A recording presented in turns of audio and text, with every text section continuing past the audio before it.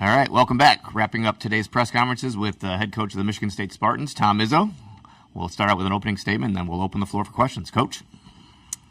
Well, there's nothing like the tournament. I mean, it's one thing that hasn't changed. Everything else has changed in college basketball, but the excitement of the Thursday, Friday, Saturday, Sunday first weekend is second to none, and I'm just happy that we get to be a part of it. I've got a good basketball team that has played awfully well, and yet our margin for error is very slim. So it's a unique team in a lot of ways, but a fun team to coach and a very connected team, and looking forward to seeing what we can do.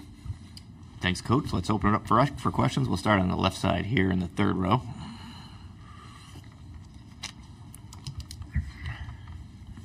Joe Reedy, Associated Press. Tom, when you won the national title in 2000, your tournament road began here in Cleveland. Just any superstition or possible luck? Yeah, I got the same socks, underwear, and hat on, but other than that, no, it was interesting. I called one of my former assistants who's now with the Phoenix Suns, and he said, we started in Cleveland. I was on the bus on the way down here, and I talked to Mateen Cleaves, and of course, I just wish it worked that way, but I'm not sure that's God's plan. It's great. It brings back good memories, but the sad part is none of my guys were born then, so so I'm not sure they're thinking, "Whoa, yeah, we started back then." No, I am. I was born before that, but no, it was good memories, and we did start at Cleveland State. We played at then, and I'll never forget it, even though it's been too long ago. Front row here, right on the right side. Travis Nelson, Wilby News Herald. Coach, you talked about just the Cleveland start there, but also this other connections of this year. I mean, you got obviously with your relationship with Phil Martelli Jr. and then Bandy being here, and then, just talk about just other connections. It feels like things are just coming full circle for you, 25 years later. Yeah, his damn dad is in my locker room right now, and thank God he brought his wife with him, so there's a little joy in the locker room. But Phil's been a good friend, not forever. We became good friends in a short period of time, and working on some of these crazy things that are going on in college basketball, and I have incredible respect for him, and both his sons, I know got into it. Jimmy's at Penn State, so he's in our league, and of course Philip has done an incredible job. I mean, the job he's done there in 2 years is remarkable, and I think he's destined for stardom. And we have a lot of concerns. He's got a unique team with their size and everything, but they play hard. I built my team on playing hard and rebounding well. They rebound the ball really well. They play really hard, and they've got some unique matchup problems for us. So I'm looking forward to the game, but I'm just making sure Phil, he was at Michigan for a while as an assistant. He's probably giving him our scouting reports because blood is thicker than water, and I guess I don't blame him. Back to the left side here in the second row, Coach. Dan Lobby, Cleveland.com. Coach, Jeremy Fears was telling us that he kind of thinks you guys have two starting fives with all your depth. How has that helped you guys, and how important is it to have that bench group? Well, we've outscored teams on the bench. It's been incredible. We've gone a lot of games where we've had all 10 players score. I mean, it's unique. And yet, as normally should happen and could happen and would happen, as people started, Jeremy and Jace, they started separating. I definitely have 7 starters that I could start at any time, but there is getting to be a little separation. Guys are playing, but we're still playing 9-10 guys. And I think what it does is it helps the chemistry, it helps the camaraderie. They pull for one another, makes the practices better. And one thing I think I've found out, now I'm not a doctor, I'm not a medical guy, but we've had less injuries, like none, all year. And I don't think in my 30 years that's ever happened. And it's because both in practice and games, I don't think we're wearing people out as far as ourselves. Hopefully we're wearing our opponents out, and that's helped a little bit. But I think mostly it's the chemistry that it's helped, and guys pulling for one another. Flip it back to the right, starting right here in the third row. Justin Williams from The Athletic. Coach, is it strange or humbling to coach against guys like Phil Martelli Jr. or Richard, who are the sons of kind of your peers in the industry? Is that a backhanded compliment, or what the hell is that? You know, you can just say it if you want to say it. But you want to add one more thing, you know, and I'm coaching one of my former players' sons who happened to win the games here to get us to a championship, and Jason Richardson and with Jace. So, yeah, you know, I'm not coaching anybody's grandsons, and I think it's an honor to be able to coach against some of your friends' sons, because they're your friends because you respect them, and you respect them, which means they probably raise good kids. And, you know, and I think Richard was in our league at Minnesota, could play against him. Philip play against tonight, you know. Shaka's a good friend in a different way, but, you know, all the guys that we could play, and especially the one we do, is there's some ties to it, and I think that's a good thing. But going against a guy's son who you have great respect for won't change our friendship, won't change anything, because it's a respect factor that I think will go on no matter what happens. We'll keep it on the right side here, Coach. Yeah, just two quick questions, I guess. Luke Taylor, Full Court Network. First question I have is, just with the current basketball landscape, college basketball landscape, how is you and your coaching staff balancing still playing in the tournament and then the all other factors that are kind of influencing college basketball right now? I'll just say it's harder than most people think. Everybody tries to make it out to be like it's just part of the new regime and new. It's not. It's different. You know, there's coaches that are going to lose today and already have lost today. And now their work really starts. Keeping their players. We get people messing with people's players during the tournament and during their year. And so there's some issues, but I've done a pretty good job after 2 miserable years of dealing with it, being on committees and trying to fight the fight and realizing there's no winning the fight. So I've done a better job of saying, I don't worry and I don't talk about questions like you asked me just now. No insult to you, but I'm trying to just focus on my team and not worry about what's going to happen tomorrow or tomorrow night if we lose, or what's going to happen Sunday if you lose, or what's going to happen whatever if you lose. But don't let anybody kid you. There ain't any coaches that feel great about it, and I think there's been a lot of players, as you watch what's happened, you know, some made some great moves, but a lot of them made big mistakes. And so we'll see what happens in the long run. It's just something I'm not worrying about anymore. I'm just going to worry about my little Spartan team and see what I can do with them, and it's served me well. It really has. Seeing you have a lot of joy this year, more so than maybe last year, just with everything going on. What does Michigan State mean to you? Well, you know, I got married at Michigan State. My kids were raised at Michigan State. My kids went to Michigan State. I lived on the Upper Peninsula of Michigan, which is way up there where there's 11 months of winter and 1 month of poor sledding. So I grew up a Michigan State fan in a state where maybe a lot of people are Michigan fans. We had a basketball player from Menominee, a couple football players from Kingsford that went to Michigan State. So I always grew up a Michigan State fan. And so I'm not sure there's many guys in the world of any college that care more about their university, care where about it's going, want to be part of the resurgence, want to be part of putting it in the best possible place.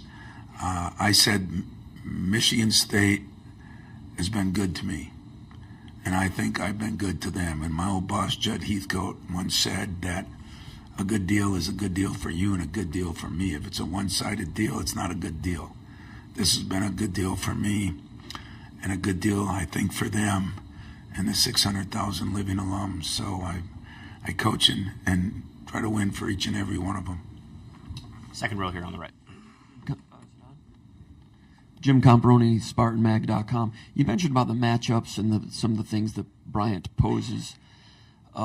Your team has worked with some big lineups and small lineups. How do you feel that has come around, and will this be a game in which you might need to do that? And how important is Cohen Carr defensively with his versatility? You've been working with him through the course of the years. Is he important for this one? And Cohen Carr has been one of our guys that has gradually, his shooting has improved so much, and his defense and his ball skills, and his best basketball has been the last month. And I think, this tournament could springboard him into a whole nother level next year. And so I think he will be important. I think one of the strengths that most of my teams have had over the years is we had some versatility. We could play big, we could play small. When we won the national championship, we played Wisconsin. I think the score was 2-3 at halftime, or 17-19, each one, whatever one you want to pick. And then 2 days later, we played Florida and scored 90 points.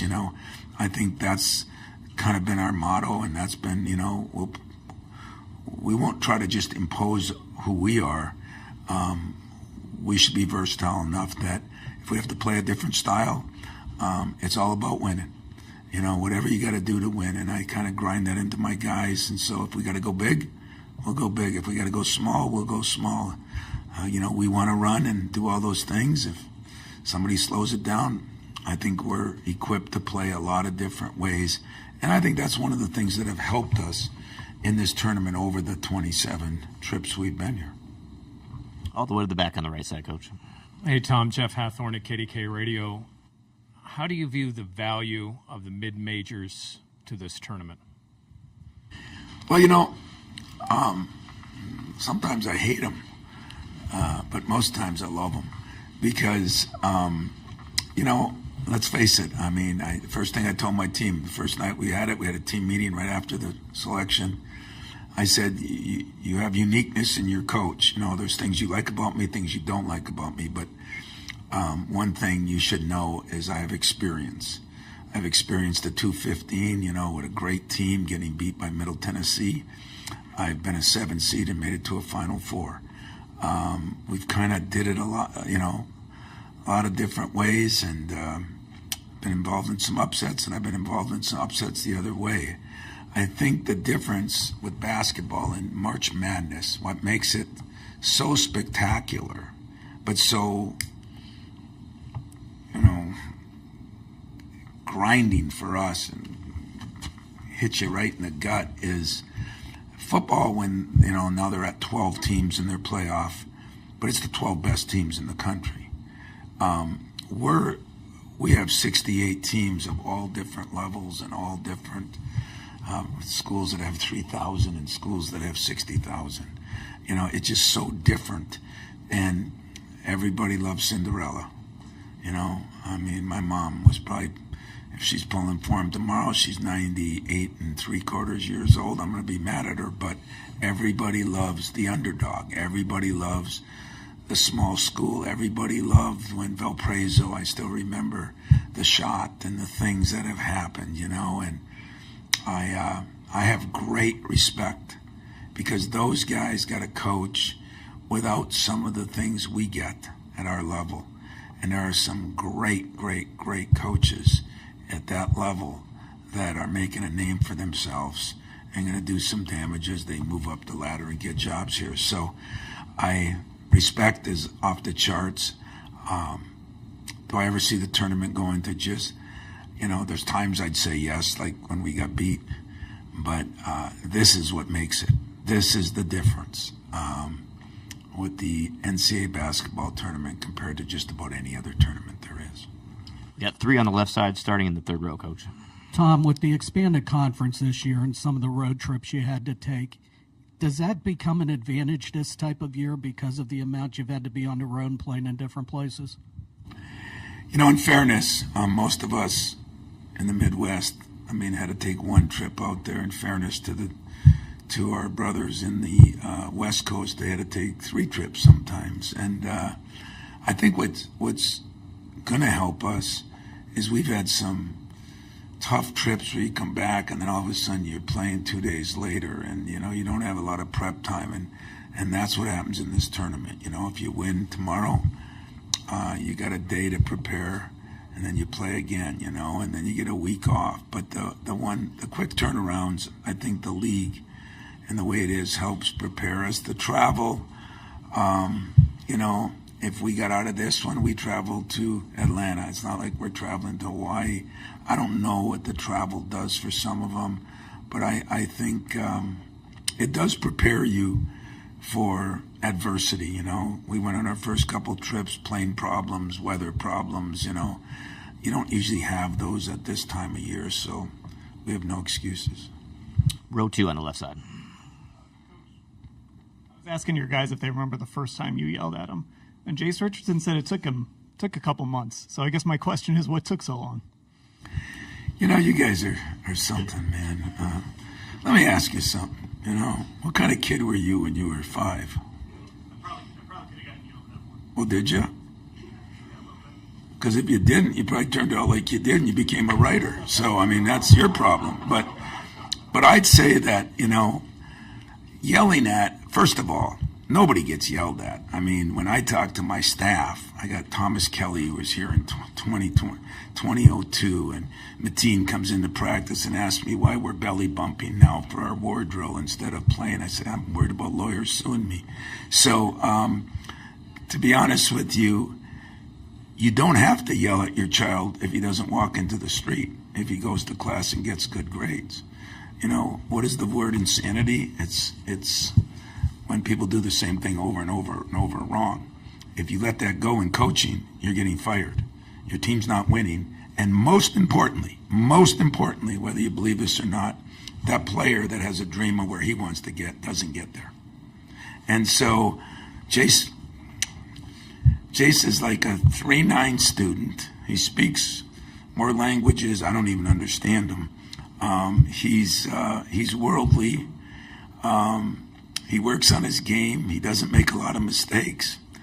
If he does, I'm going to tell him. But if I tell him once, it probably hits home. Other guys need a little more pushing, you know, and some guys need a lot of pushing. But you don't yell at people like you used to in the good old days where you could have some fun doing it and then you could laugh about it after. You know, my reunions are more about all the fun we had. You just don't look at it as fun. But when you accomplish championship level, I mean, let's take a look at some of the guys, you know. I mean, I grew up with Saban. Me and him started together. You know, sometimes he's not the happiest guy. I love him. I think he's the best because our job is to push people to do things that they don't even think they can do. Our job is to make them compete at a level that they have no clue how to get there. And most of their parents have no clue how to get there. Once in a while, you get lucky and a parent was a player. But that's hard to do, and so, yeah, and you get a very small time to do it in. So, yeah, Jace, you know, doesn't do a lot of things wrong. I got some other guys that, you know, what the hell do you want me to do? Get down on my knees and say, would you please guard somebody for the 4,800th time? That doesn't work either. Third row on the left side. Tom, you've reflected on what this place was, 2000, what it meant to you guys going on that run to the title. A while back, it almost became your home. You were rumored to be the head in line for the head coach of the Cavs. I know it's worked out for you at Michigan State, you could say, but have you ever wondered what might it have been like if you were a coach of the Cavs? Yeah, walking in the door today, I did. You know, you wonder. I don't regret. I had some great opportunities in the NBA, and you know, everybody has a choice to make, and I made my choices. But I'm just blessed that I had opportunities, and you know, and times have changed too. Who knows what coaches will do nowadays compared to what it was like 25 years ago. You know, our world has changed a lot. I get a kick out of people when they say, man, you got like pro rules. I always say, which ones are those? We don't have free agency. We don't have a salary cap. We got beyond pro rules. So I never had a bad year or things went wrong and I said, boy, I wish I was, you know, in the NBA or something. I have tremendous respect for the coaches in the NBA. think the coach here has done an unbelievable job. One of my former GAs is one of the top assistants here, Jordan Ott. I follow all my friends in the NBA, but no, I did it my way. I picked and chose what I wanted to do, and I was lucky enough to work for people at Michigan State that kept me around, and it's worked out pretty good, and I'm cool with that. Last question on the right side here, Coach. And Tom, you've got a guy like Frankie who's getting this opportunity for the first time, a guy like Jeremy who was here or was there last year but couldn't play, just freshmen like Jace. Just do you see, this first time experience, whether they're young or old, just to kind of get that little extra bit of a spark for the tournament? On too, those guys never got a chance to. I mean, like Shaman on senior night, he was like a kid in a candy store, like, oh my God, and that is cool, I don't want anybody not excited about playing in this, and that includes me. And sometimes I got to slap myself to wake up and say, wow, there's so many guys that don't get a chance to play in this year. I got some good buddies that just didn't have great years, and they're not playing in it. So for a player, just think of Jace. I mean, he watched his dad come back for reunions and watched highlights of his dad, and his dad won 2 Big Ten championships, went to 2 Final Fours, won a national championship. He gets a chance to do his thing now. He gets a chance to be in that position, and I know he's excited. I think Shaman and Frankie, are thrilled to death to be in the NCAA tournament. They've never been in it, and it is a happening. And so, and Jeremy, knowing he couldn't play last year, he's had a hell of a 2-3 weeks. He's really elevated his game too, and I think he's pretty excited, but not as excited as the coach. The coach still appreciates the NCAA tournament more than you can believe. Don't sleep, get nervous. I played in enough of them, you'd think that it'd go away, but it doesn't go away because it's the ultimate to me. It's why you work, why you play. You don't work to win games. You work to win championships, and you work to have opportunities to play in these kind of settings, and so hopefully we'll play well. I'm sorry, I missed Chris Solari. One more. Yeah, wouldn't be the first time. Don't worry. 2 quick things. One, we talked to AJ earlier, and obviously he's here with Vanderbilt, and I wonder how much you've kind of followed that and what it means to see him get back, and also being here in Cleveland. What has Jesse McCullough meant to the development of your big men when they get to go against a scholarship big guy every day? Well, the best and worst thing we did was redshirt Jesse. I think a lot of people in this city, questioned even when we took him, and he has been you guys have been in practice. He's a really good player, and he's going to be a really, really good player. And going against him every day, he's got energy, he's got enthusiasm. He never has a bad day. I wish I could borrow some of that from him. But it's meant a lot to us, I think, to have him. And with AJ, I talk to AJ, I don't know, every 3-4 weeks, sometimes every 2. I text him, I congratulate him. Marty, those guys graduated from our place. They'll always be part of us. Sometimes things work out better or worse, but nobody leaves my place very often with a lot of animosity. They leave it. I tell them the truth. They tell me the truth, and it works out. But I am pulling for AJ. Ironically, I got a nephew that is an assistant coach at Vanderbilt, and so I double pull for him. But I want him to be successful. I really do. I don't sit there and say I hope he fails, if that's what anybody thinks, because he's a graduate of Michigan State. He's part of my family. He'll always be part of my family. And his dad came up for a football game, and AJ came up for grind week. We got a weird thing at our place. Very few people leave without. They might not always be happy. I might not always be happy with them. But I think for the most part, there's always respect, because there's always communication. I'm not afraid of controversy, and most of the guys I coach, by the time they're seniors, they're not afraid of it either. And that's a good thing. Thanks, Coach. Best of luck. Thanks, guys.